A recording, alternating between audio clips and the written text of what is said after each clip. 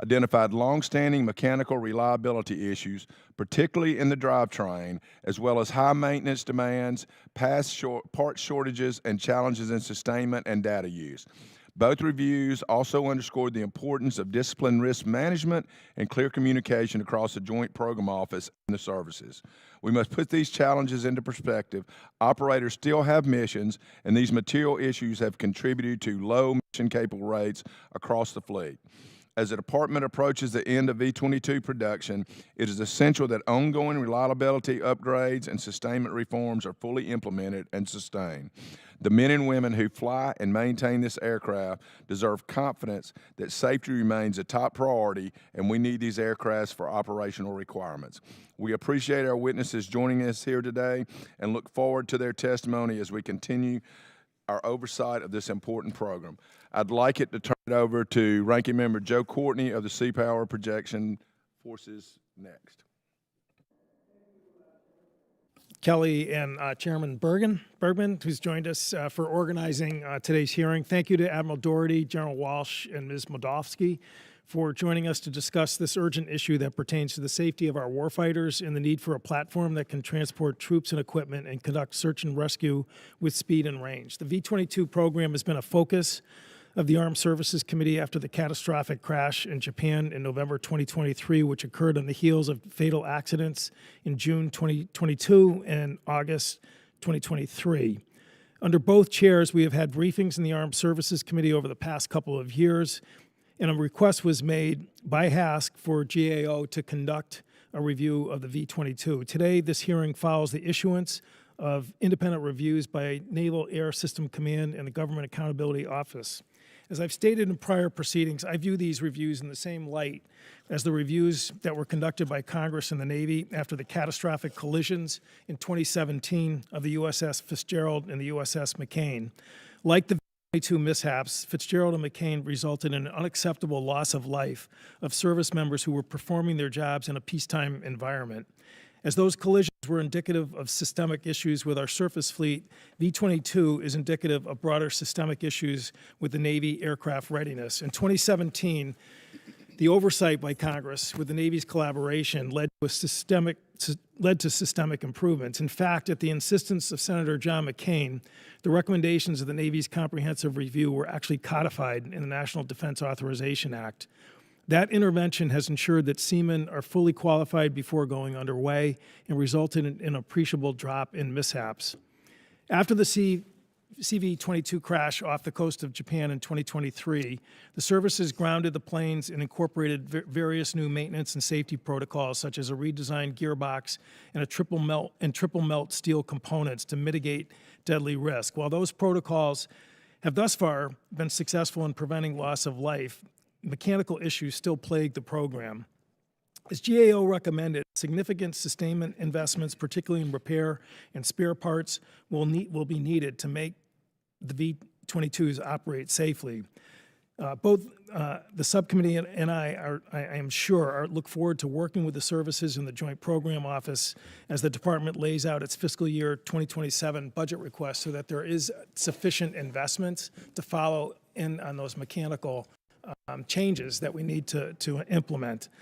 But mechanical readiness is only just one element of the V-22's issues. Effective and open communication with the JPO and the services, as well as our allies operating aircraft variants, is critical to fix this program. One of the key findings of the GAO report was that, quote, the military services have not proactively shared information from hazard and accident reporting with Osprey units across military services. The department concurred with this recommendation, and I was pleased to hear last week from Admiral Dougherty and General Walsh about the improved communication and review structure which the Navy and Marine Corps are conducting for this aircraft, and encourage the services to continue. Routine meetings are just the start, though, and I hope this hearing is used as an opportunity to lay out as a structured systemic upgrade in communications and information sharing amongst the services that are flying the V-22. I also believe that we should explore the possibility of legislative action to codify elements of these recommendations, like Senator McCain pushed for in the aftermath of the 2017 surface collisions. The possibility of legislative action to codify elements of these recommendations, like in the aftermath of 2017, would send a powerful message to our service members and the public that real change is happening. If undertaken, I hope that this task is something the department and the committee can work together on to enable the services to operate readily and effectively and protect the lives of our service members. And with that, I yield back. I thank the gentleman and noted your recommendations, Mr. Courtney. Now recognize Mr. Bergman, the chairman of Readiness. Thank you, Chairman Kelly, for recognizing me. I am particularly pleased to be working with you, Ranking Member Courtney and Ranking Member Garamendi. You might say we got a few old dogs up on this dais, but we've been around a long time, done a lot, and I look at our newer members here who bring the vitality and to the committee, and we're better when we work together. You know, we've got, let's face it, we got problems with the V-22 program. We have had. Those of us who flew, I've never flown one, but I did fly the simulator when it first came out, and an old 46 pilot had to change some things fairly quickly to understand how to keep it going in the direction. But having said that, at the onset, I just want, on a very serious note, to highlight the incredible capability that the V-22 Osprey program provides. The extended range, increased speed, and expanded lift options when compared to legacy rotary wing capabilities are essential in maintaining air superiority in the future conflicts. It is not surprising that the Army chose a V-22 Osprey variant as their long-range future assault aircraft. While I remain convinced that the V-22 Osprey program is essential, I find the trends associated with the costs and mission capability rates particularly troubling. The V-22 Osprey faces readiness challenges due to its complex design, high maintenance man-hour requirements, inefficient supply system, and current sustainment strategy. These factors have led to a persistently low mission capable rate and a 30% increase in operating and maintenance costs per flight hour over the past 4 years. Undoubtedly, the numbers of hangar queens that are being parted out to support the fleet is excessive. These readiness trends are out of line with the balance of the naval aviation enterprise and need to be rapidly addressed. Cumulative risk posture of the V-22 platforms has been growing since initial fielding. The 28 unresolved risk assessments, averaging about 9 years, is unacceptable. I am pleased that the comprehensive report acknowledges this problem. We need to be aggressive in addressing all of these long-term systemic risk issues. By addressing the limitations associated with mission capability rates and ensuring an enduring V-22 Osprey Joint Program Office methodology of addressing existing challenges, I am confident that we can equally address current and emerging safety concerns.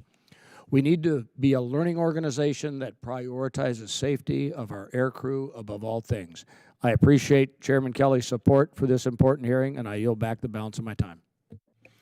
I'd like to turn it over to the ranking member of the Readiness Subcommittee, Mr. Garamendi. Thank you, Chairman Kelly and Chairman Bergman, and my partner, Ranking Member Courtney. I would also like to welcome our witnesses from the Department and the GAO. The GAO has been an important partner to the Readiness Subcommittee, and I thank your team for investigating the V-22 accidents in response to a letter that then Chairman Walsh and I sent some time back. And thank you all for appearing at the hearing today. We cannot overlook the problems connected with the V-22, the accidents that have plagued the aircraft since it was entered into force, with 20 service members having lost their lives between fiscal year 2022 and 2024 alone.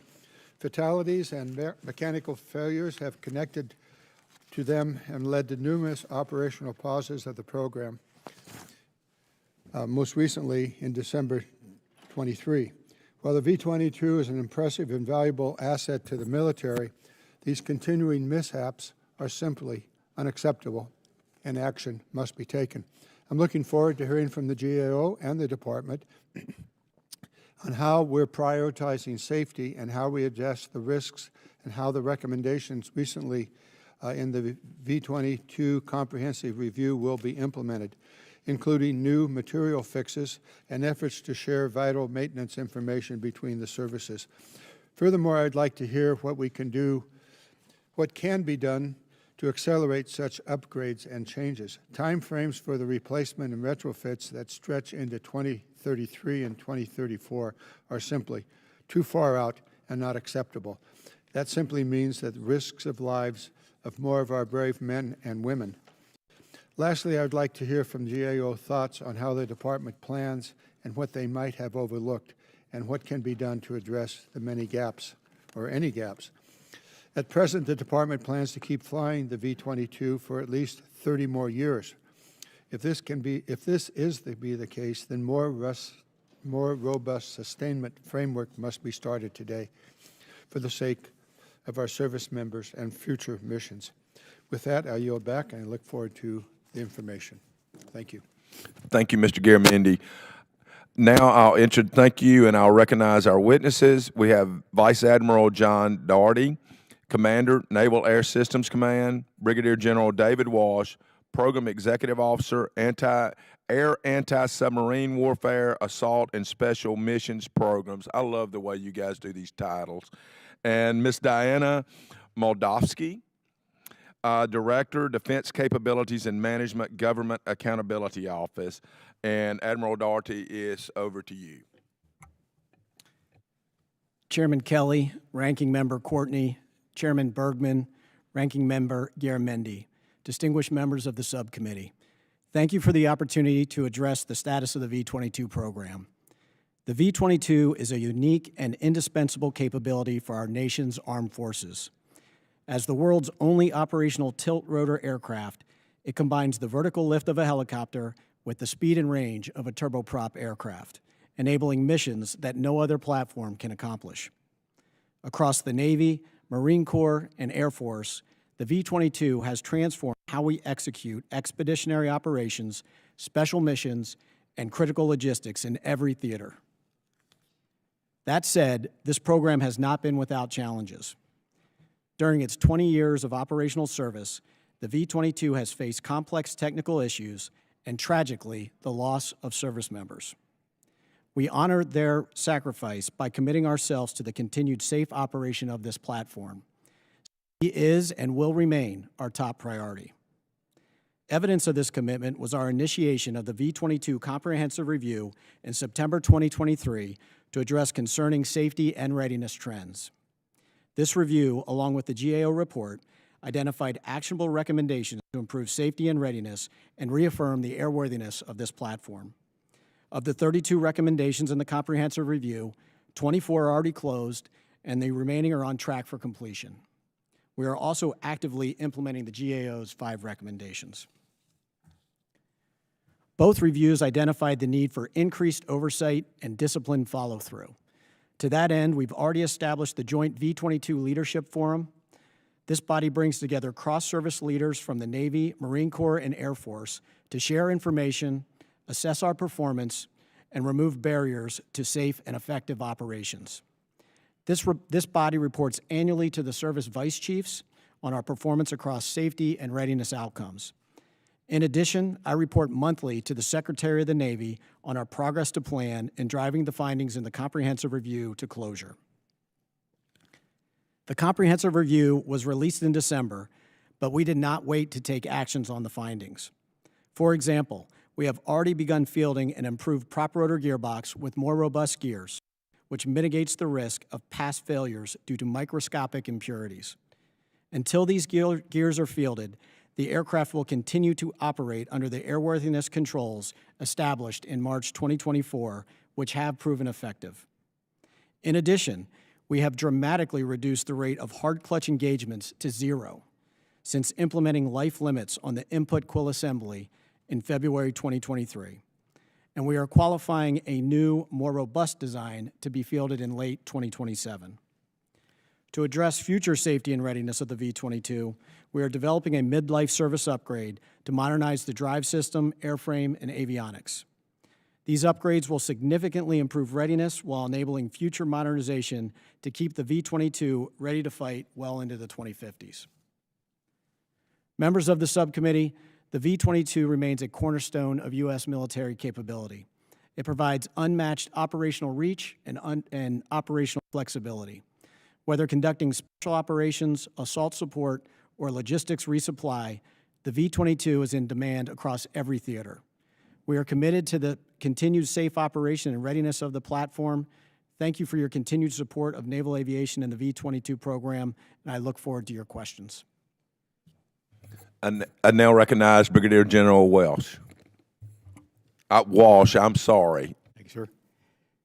Chairman Kelly, Ranking Member Courtney, Chairman Bergman, Ranking Member Garamendi, distinguished members of the Seapower and Readiness subcommittees, thank you for the opportunity to appear before you today to address the status of the V-22 Osprey program.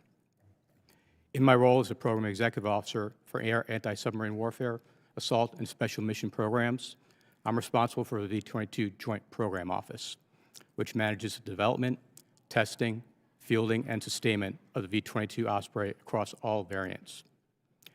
I work side by side with Vice Admiral Dougherty and the NAVAIR team, and I want to echo his comments regarding our commitment to safety and transparency.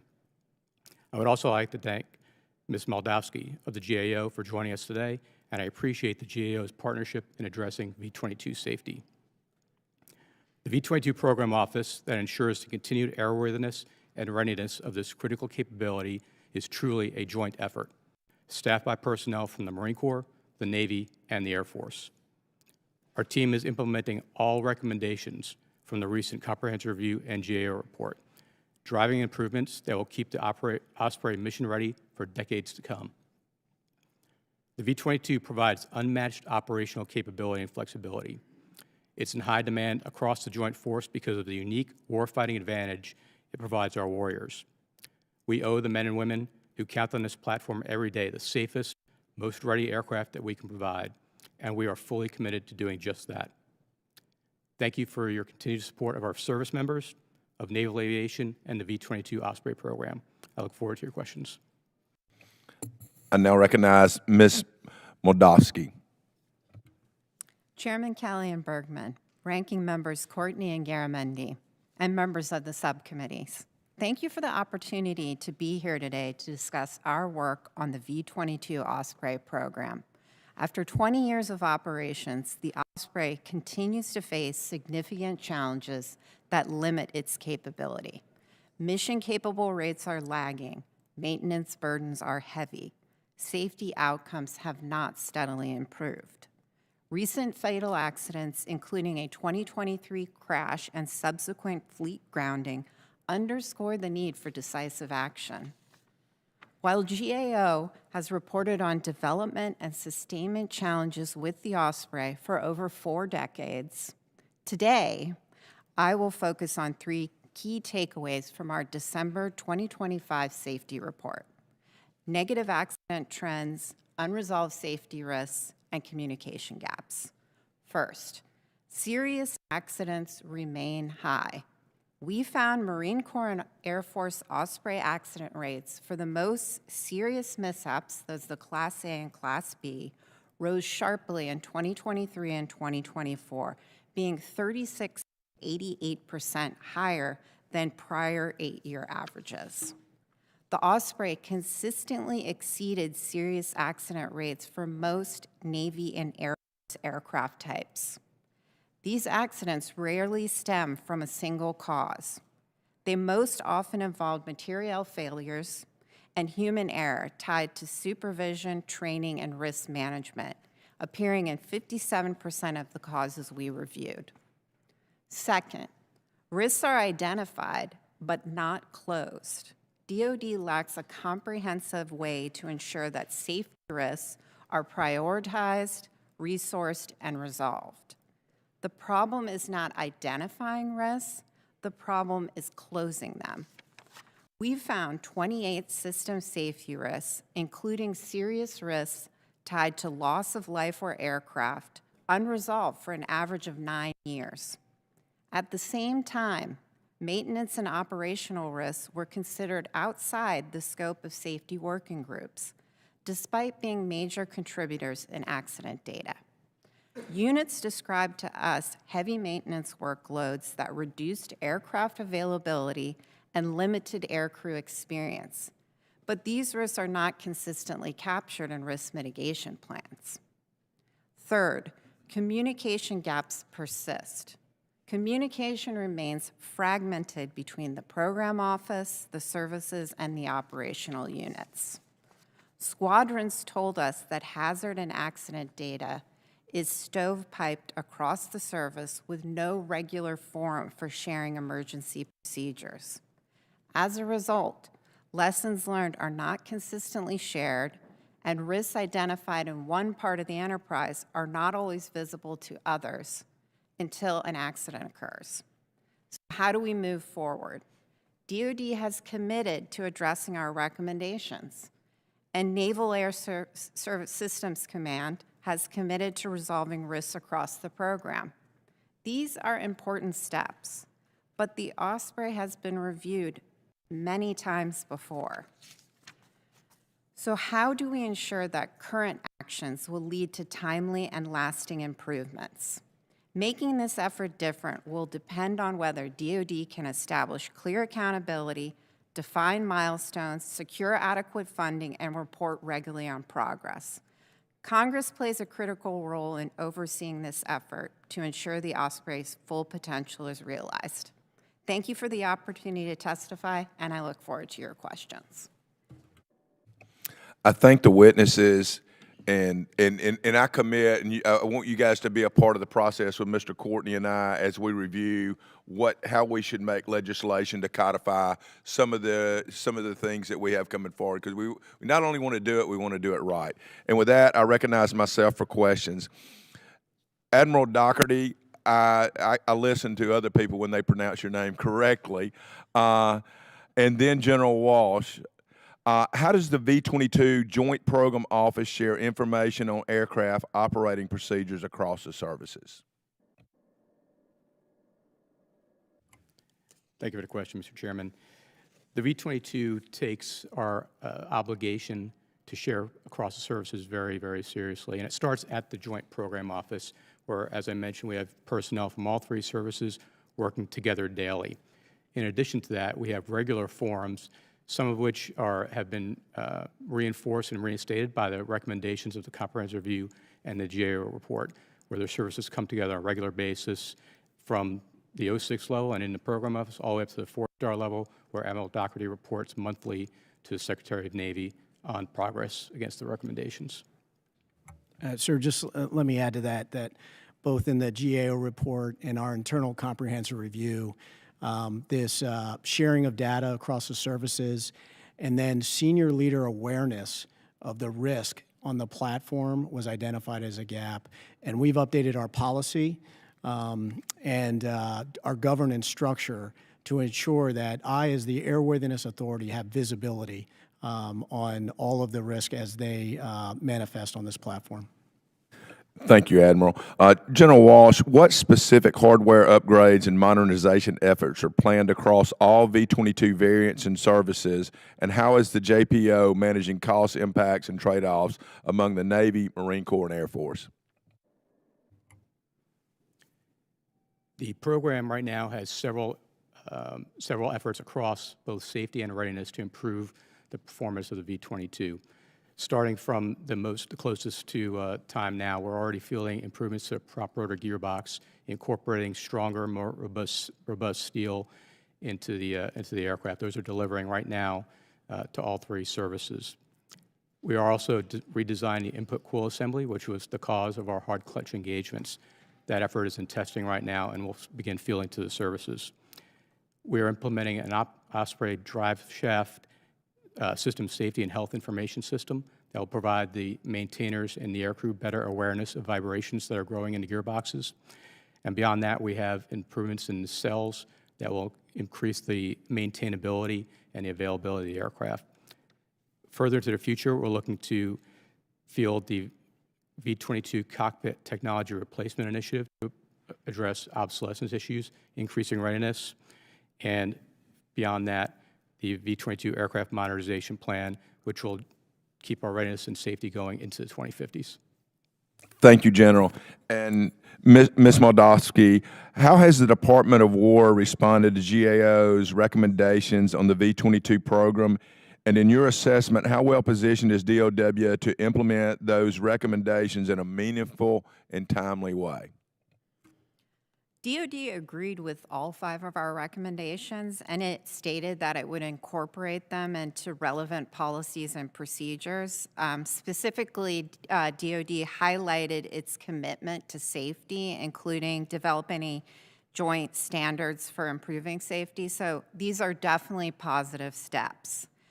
As the department implements our recommendation, we would, however, like to see it addressed, 3 key elements addressed. First, in the responses we received from DoD, we did not necessarily see a systematic way to address safety risks associated with the operations and maintenance of the Osprey. And again, this would be an important opportunity because consistently in the dozens of service members that we spoke to across the Osprey units, risks associated with maintenance and operating the aircraft were always noted as safety issues. And again, this was also in the data we reviewed. So a systematic way to look at those risks will improve safety outcomes. Second, we believe that there is room to be more explicit in the oversight structure for resolving risk. I understand that a new memorandum of agreement has been signed between the services for the management of V-22. This is an important step. I would say that one additional item to that MOA would be an explicit reference to safety in those leadership discussions that the program is planning on holding. And finally, again, we want to see a proactive process for communicating hazard information, not only from the program offices down to the units, but from the units across the services. What we consistently heard from the squadrons is that right now, this is a informal process. The service members, the pilots talk to each other and hey, but not anything that's formalized. And we think that is an important thing to reducing risk. And my time has expired, and I now recognize the ranking member and my friend, Mr. Joe Courtney. Thank you, Mr. Chairman. Again, Ms. Moldafsky, in your opening remarks, I think you really put it really well. You know, how do we make this review, given all the other reviews in the past, how do we make this one different? And again, you know, I'm glad to hear the chair, you know, is ready to, I'm sure Mr. Bergman and Mr. Garamendi as well. I mean that, you know, we have a chance to put pen to paper this year in terms of the NDAA, and hopefully we can find ways to just kind of really solidify, you know, some of the recommendations. Your report in December, you know, which had amazing sections there about interviews that you did with pilots, support staff, and it really laid out what you described as the sort of disparity that exists in terms of just awareness of different problems. Even the flight manuals are different. And so, you know, it just seems like there's some pretty common sense, simple fixes, you know, that really your recommendations hopefully are going to result in, like I said earlier, real change. One of the issues in terms of materiel, which again, I think General Walsh, you mentioned this, is that you know, the cracking in the gearbox, and we talked to industry a little bit, that, you know, there actually is some, I think, good work being done for sort of enhanced, like triple melt design and construction of the gearboxes. Is that happening right now in terms of, you know, whether it's the Navy and Marine Corps planes? Yes, Congressman, those are being fielded right now. The new -123 prop rotor gearboxes are being produced at a rate of 12 per month, going to all 3 services. So, because again, it looked like, and again, your office was very good about notifying, I think, a number of us. There was a crack in a gearbox that was detected just actually last week or so. That's there. Again, the pilot did everything right and landed the plane safely. But I mean, when you do the math, 12 a month, and then the number of Ospreys, I mean, again, that's another way Congress can hopefully really sort of be very focused in terms of, when your budget submissions come over here, to make sure that we get this done as fast as we possibly can. Because again, it sounds like there was a real solution that was developed. Admiral Dougherty, you're nodding your head, maybe you wanted to comment. Yes, sir. So our analysis shows that going from the double melt gears to the triple melt gears will reduce the probability of this happening by an order of magnitude. It will actually take this risk from a serious risk down to a medium risk. So we appreciate all the support to fund that effort, which is fully funded today to get these gears fielded across the fleet.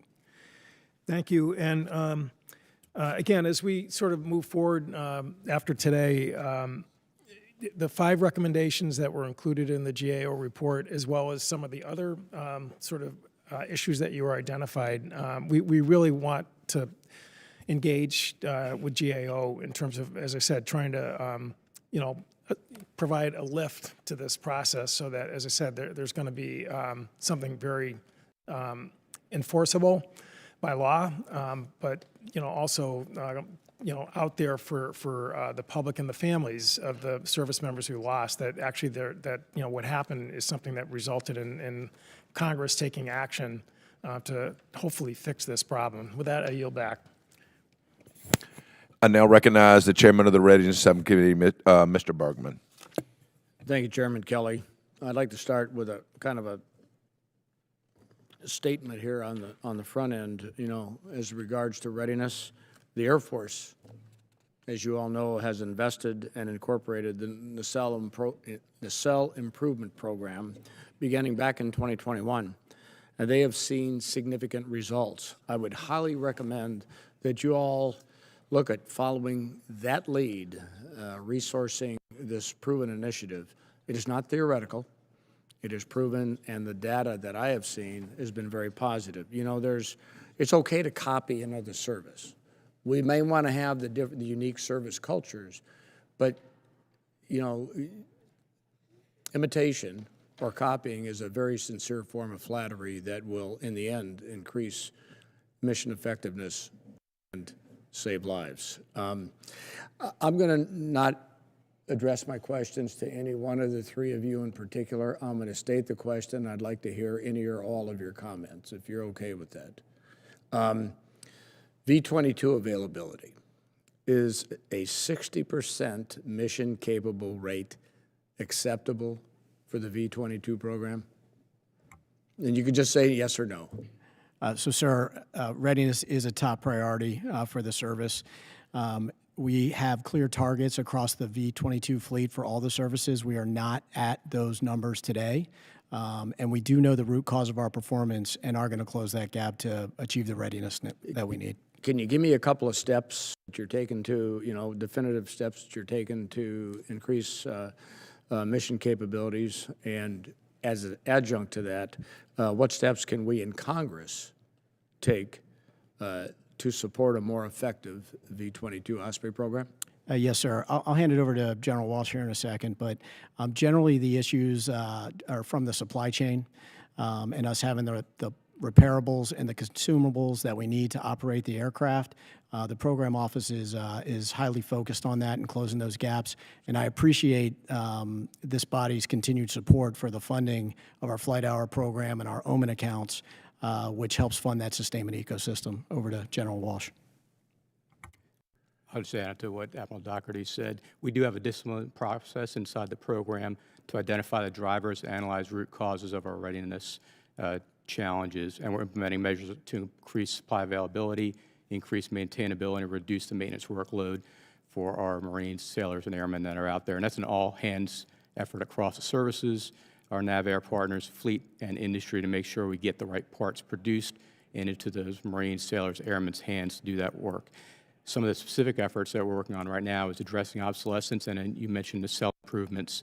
One of the benefits of the joint program and the close coordination between services is we understand the benefits that the Air Force is already seeing with the nacelle improvements, and both of the other services have already committed to starting those programs on Navy and Marine Corps aircraft. Okay. So what I just heard you say was that you all have established a comprehensive supply system for tracking parts in the maintenance system. Is that up and running? We have, yes, Congressman. Okay. How effective then is the JPO at managing this disaggregated maintenance system? The Joint Program Office, along with our industry partners and our partners in the supply system at Naval Systems, Supply Systems Command and DLA, do a good job of understanding where our most challenging parts are and working with our industry partners to get those delivered to our Marines and sailors. Okay, it's one thing to have the availability of parts, it's another thing to have the availability of the maintainers to do the work. Costs per flying hour have increased roughly 30% over the last 4 years. What steps is the V-22 Osprey Program Office taking to make V-22 a more cost-effective as well as safe program? But let's just deal with what are you doing on the cost-effectiveness side? Just as we do with our supply system and our safety issues, we have a process to identify what our cost drivers are. We have a reliability control board that talks through the most challenging parts. We understand the elements of our cost per flight hour, and we look to drive those down systemically across the services. Yeah, and I'm sure, I won't speak for Mr. Garamendi, but he and I think a lot alike on so many things. We like to see numbers, and we like to see performance stats.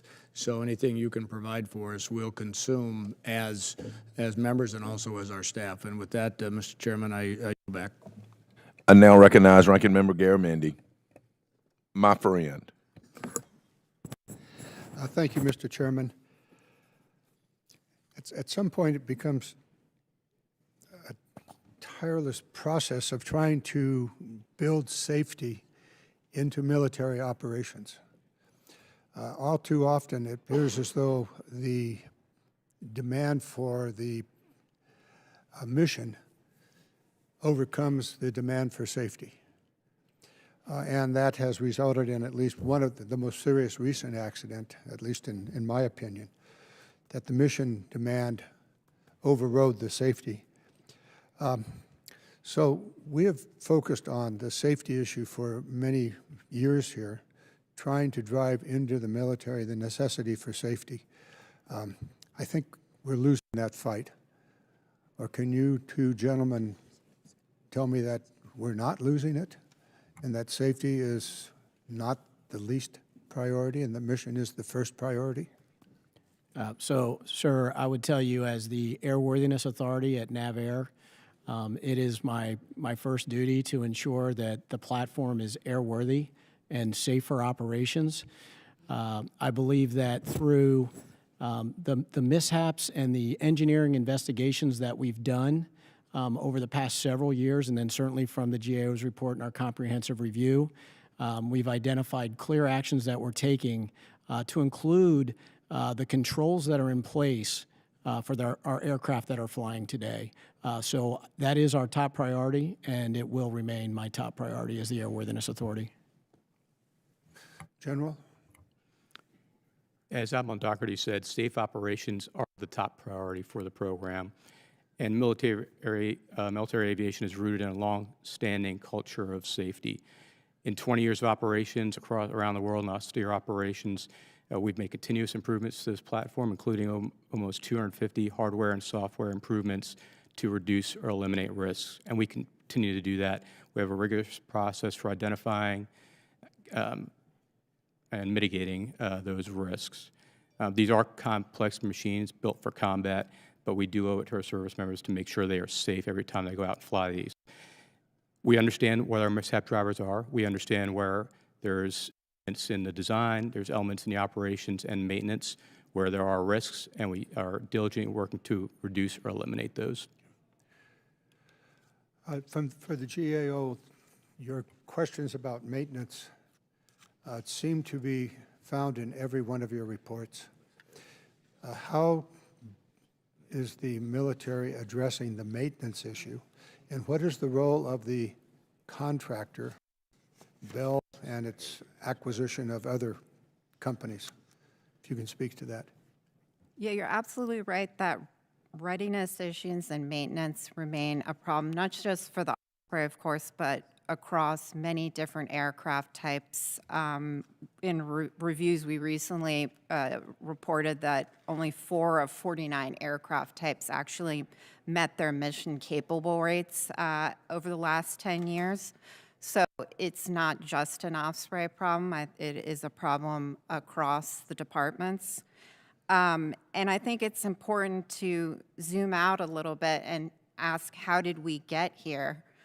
As you know, the Osprey, as when we've spoken here, is a complex acquisition program, and the requirement set drove a very complex engineering solution without necessarily enough attention on how the aircraft could be operated and sustained. So I think part of this is to think about not just where we are today, but in the future. How can we build sustainment into programs at the beginning? And I say this because operations and sustainment represents 70% of a weapon system's life cycle cost, and those costs for O&S are built into that program when it's only about 10% complete. So the changes that we're seeing now that on the Osprey are good and, yes, are necessary to keep this aircraft flying until the 2050s. But if you really want to bring change, we need to bring in a better focus on sustainment in the initial design phase.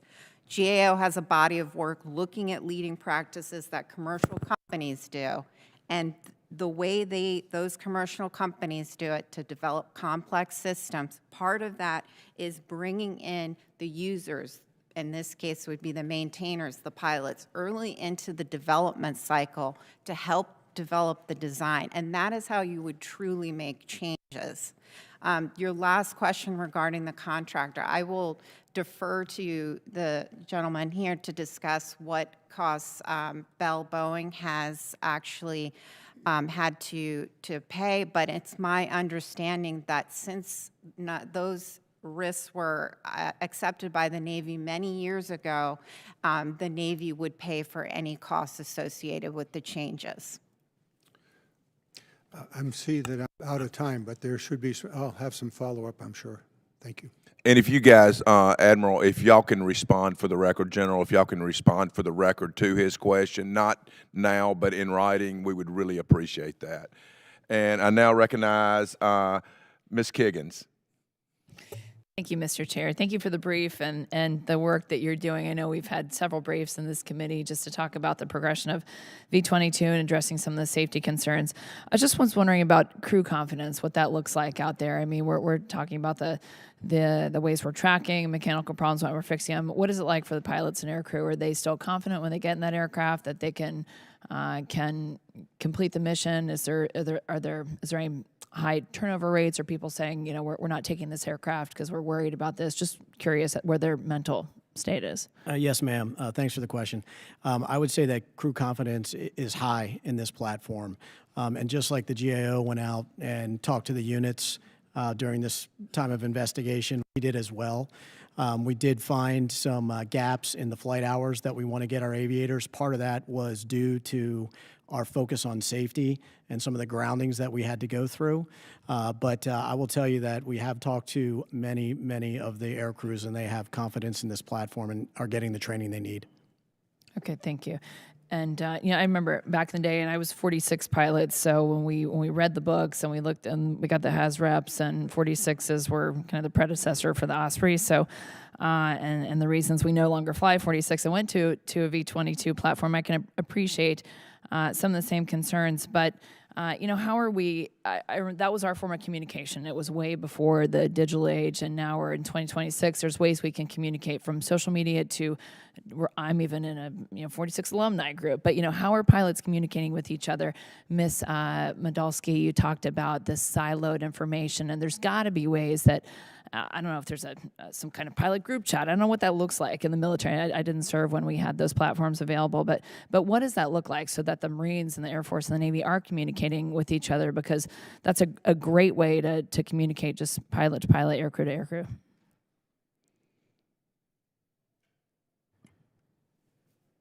Yes, ma'am. There are both formal and informal ways. So I'll talk about the formal ways that the program communicates with the fleet right now. It starts, like I mentioned, at the Joint Program Office, where we have pilots who fly these aircraft, integrated from all three services in the program.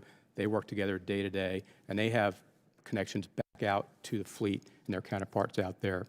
We also have monthly class desk safety reviews, where the class desk, the engineers in the program office, engage industry and engage the fleet in those safety discussions. We have semi-annual program safety review boards at a higher level. We just had one, and we're having another one in March. We have NATOPS conferences, which you're probably familiar with from your time, where the fleet comes together, representatives from all the squadrons, to talk about changes to emergency procedures and new procedures to make the aircraft safer. We have system safety working groups that happen on a regular basis. We're having another one here in March. So there are regular forums, both formal and informal, to address the fleet concerns. If I can just add to it, because it was brought up as an important point in regards to the joint safety forums and the NATOPS. And this was something we did, however, note that there were several years when those forums were not held. And so one of the things that we recommended was to make sure that those formal conferences would be held on a regular basis. And then to your other point, again, we did, the services did, and the service members rely on their informal networks. And while they all were very confident about the aircraft, one of the comments that would come up is, we're not worried about what we know, we're worried about what we don't know. And that was something that a number of service members stated, that there were things that came out later that their colleagues maybe in the Navy knew that they in the Air Force did not. So again, I think it needs to be both an informal, but more importantly, it has to become a formal networks to make sure that those lessons learned are shared and well known across the services and down through the units. I agree, and I mean, welcome to military aviation. It's an inherent kind of risk you take. You know what you sign up for, hopefully, but as safe as we can make it as possible. We do an amazing job. I mean, if you look at the history of aviation safety, there's nobody that does it better than the military. Last quick question: what is your timeline, or are we even thinking about replacement of this aircraft? Is it going to be around for a while, or are we in a place where we just need to make it as good as we can? Or because I come from the, again, F-18 world, and my East Coast Master Jet Base, we'd love F-35s, but they're talking about FAXX. So those guys, the strike fighter guys, are always thinking a step ahead. Or where are we at with this program? Yes, ma'am. We'll be operating this platform well into the 2050s, and we are looking at a midlife service upgrade to improve the reliability, the safety, and readiness of the platform. Okay. Thank you. I yield back. I thank the gentlelady. I now recognize Mr. Norcross. Thank you, Chairman. Appreciate that. Couple questions on the clarity. Marines obviously have the most, followed by equally, I guess, Air Force and Navy.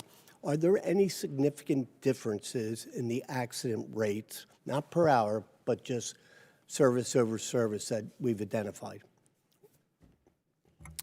I would say, sir, that the types of events that were happening, the mishaps, the material failures are common across all the platforms, and the rate differences are just due to the number of hours and the missions that each one does specifically. Okay, so that's my question. Ms. Moldafsky, you mentioned that the service and maintenance issue was not part of the review. Would you explain the difference, why we wouldn't talk about maintenance? Because almost any accident, they look into maintenance records.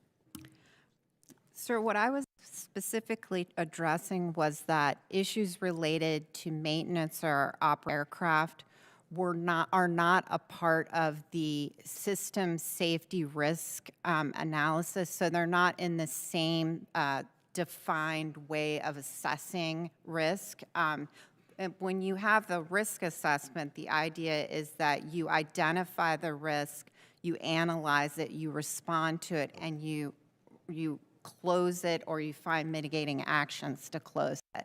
When the issues associated with maintenance or with aircrew experience, those were things that were commonly brought up. We have done it at GAO, have noted issues with that and others, but there's not a systematic way that we could identify that those risks would be identified, analyzed, and responded Okay, to. thank you. So we've identified, they've accepted all 5 recommendations. It was earlier reported that they're producing, I guess, the gearbox 12 per month. So my question has to do is how quickly can we fix the problem or the major issue here? So if they produce 12 a month, what's our capacity to install and test per month those parts? Congressman, those are being delivered to the fleet at that rate, and then the fleet installs them as they're needed on the platform. So we're going on a case-by-case basis. It's not a across-the-board replacement of those gearboxes? They're being replaced on a regular basis across the services.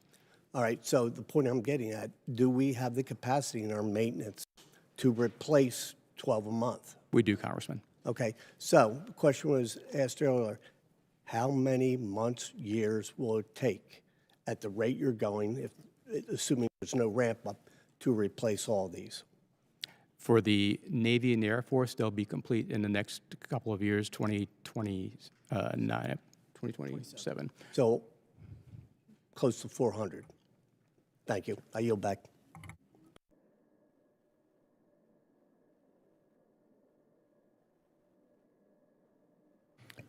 I now recognize, goodness gracious, you guys with names so close, Mr. Higgins.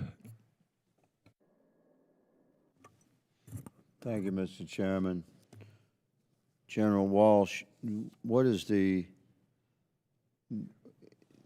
you know the state of mission capability readiness for the Marine Corps, for the Osprey?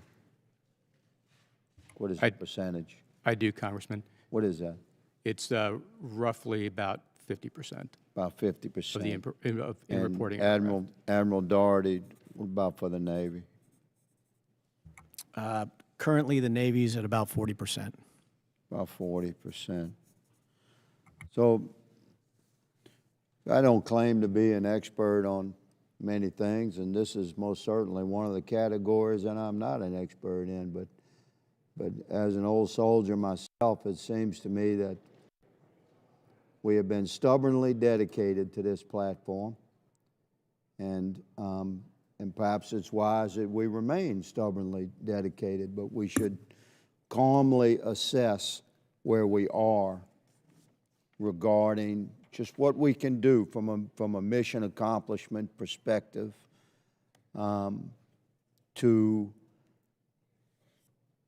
to abide by some of the wisdom that's been shared by an extensive GAO study.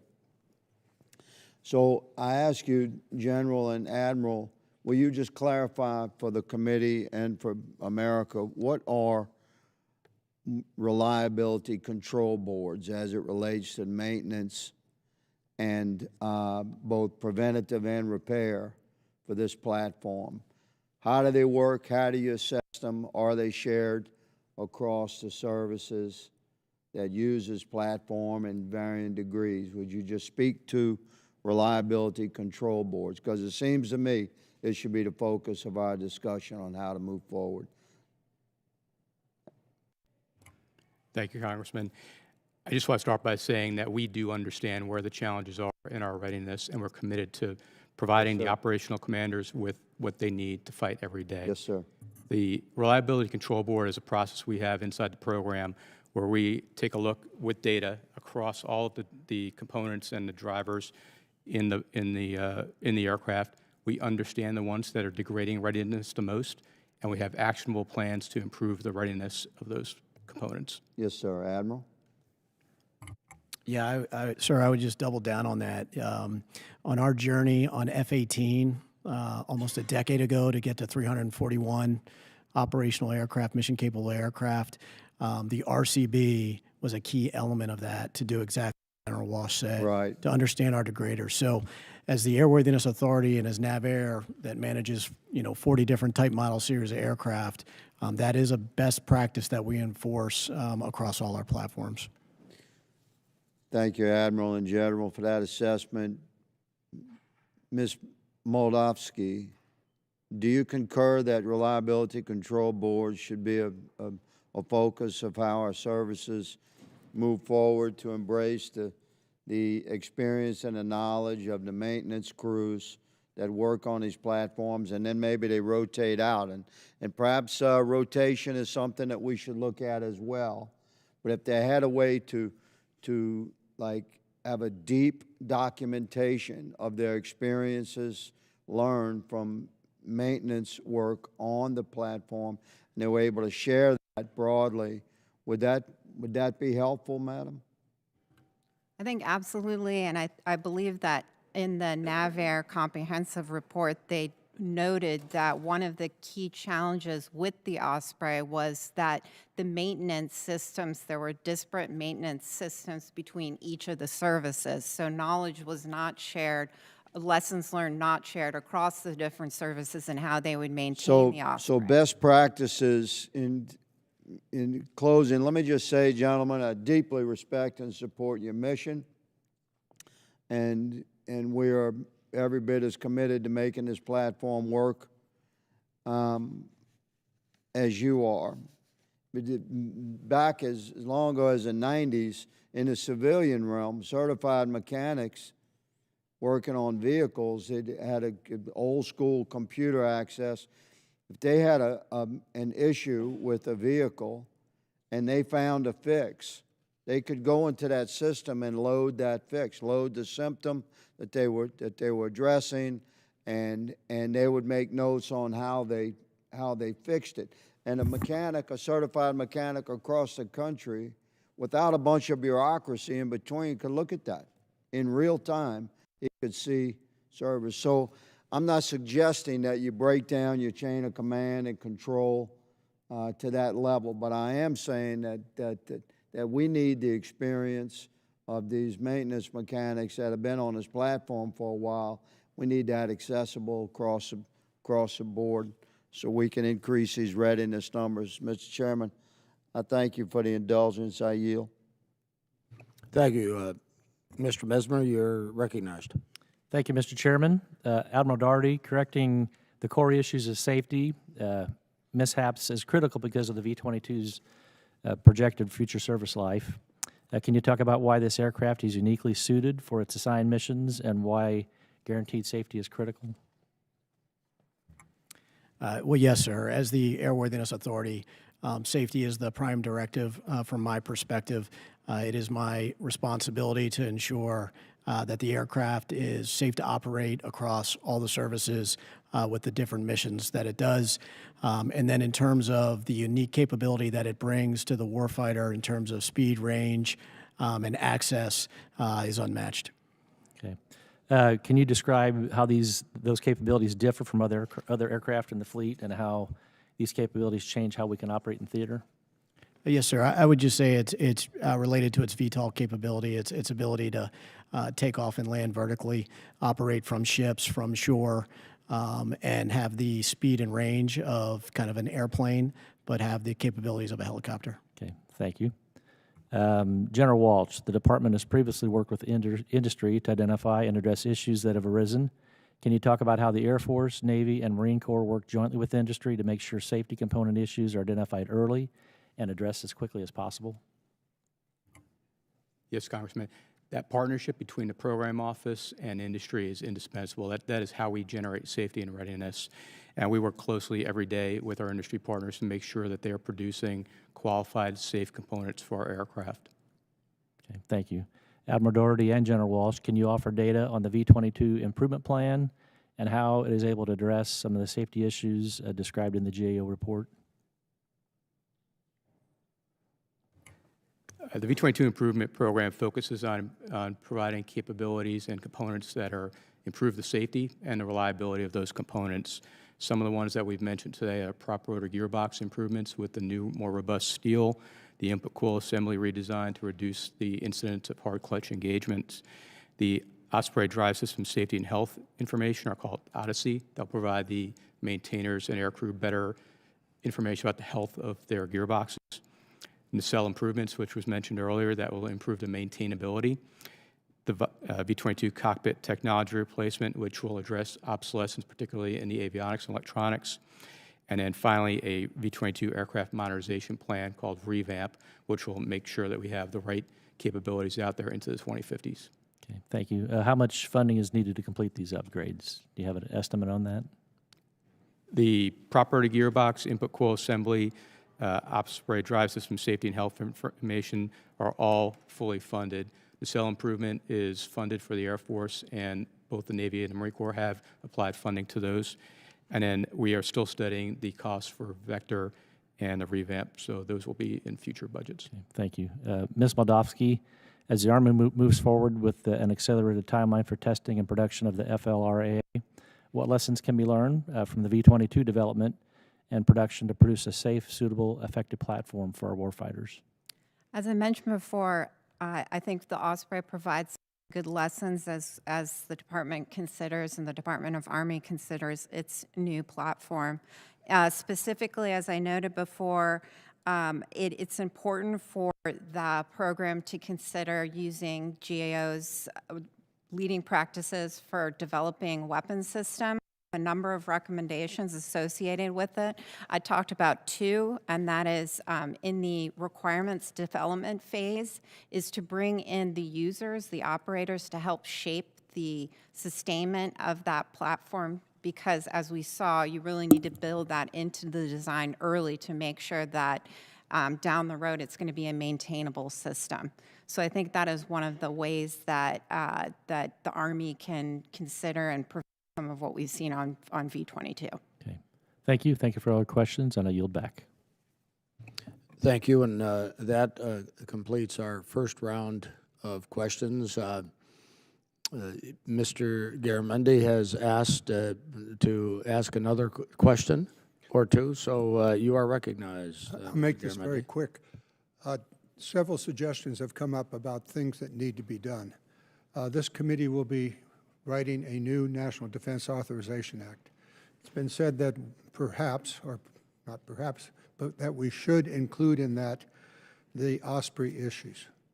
And I would like the three of you to provide to this committee specific suggestions about what you need in the law to fully address the Osprey issues that have been raised by your own review and also by the GAO.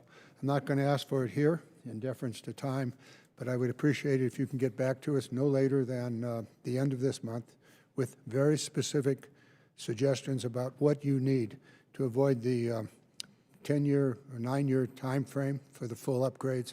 Is it money? Is it authority? Please get back to us by the end of the month. Thank you very much. I yield back. Thank you. You can tell Mr. Garamendi and I have been doing this for a while together, and I share his view on so many things.